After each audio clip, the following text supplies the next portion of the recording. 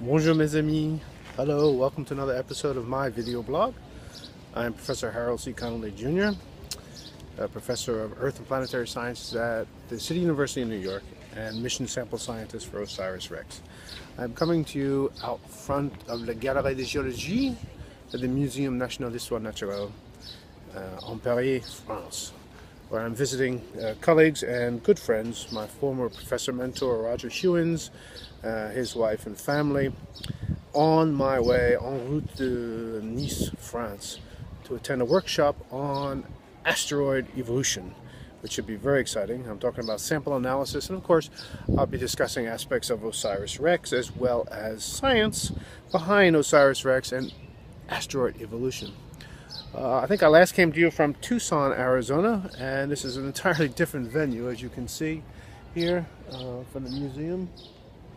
Behind the Galerie de Géologie is the Laboratoire de Minéralogie, where I also did some studying when I was a PhD student with my advisor, Roger Hewins, who was on sabbatical there and eventually moved to Paris after falling in love with Brigitte Zonda, the curator, and having a wonderful life here.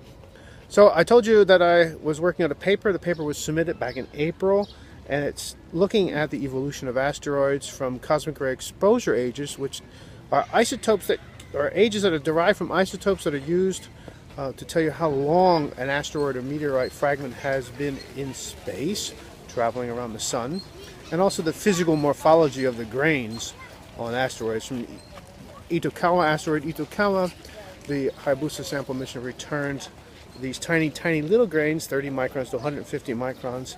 Some of those grains are angular and some are rounded. And having a rounded grain geologically is a very important thing because it tells you that there was a high energy environment that moved that grain in order to abrade it to make it round. And exposure ages from the samples from the Hayabusa came back as, or have been determined at roughly 1 million to 3 million years, which is extraordinarily young for a material on the surface of an asteroid to be exposed to cosmic rays that would implant and create certain isotopes. So I'm really excited that this paper gets reviewed well, and it's getting a little noisy here, more people here, and we'll see how the long-term science will play out with cosmic ray exposure ages of meteorites, because cosmic rays are the one sort of definitive terminology or definitive process we use to let us know how long material has been traveling around in space. And it's been a bit of a mystery to the field how you get these young ages, especially for carbonaceous chondrites.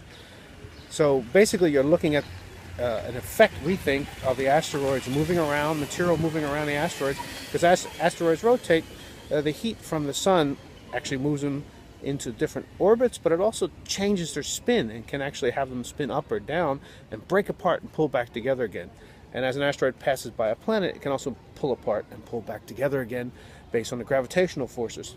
So in part, we think this might be actually playing into the evolution of regolith, or loose grains, on the surface of asteroids.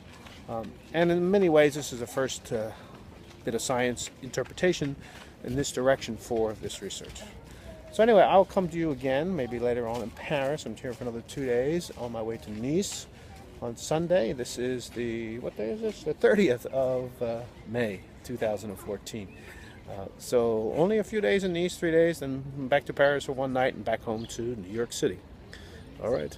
Take care, everybody. Bye.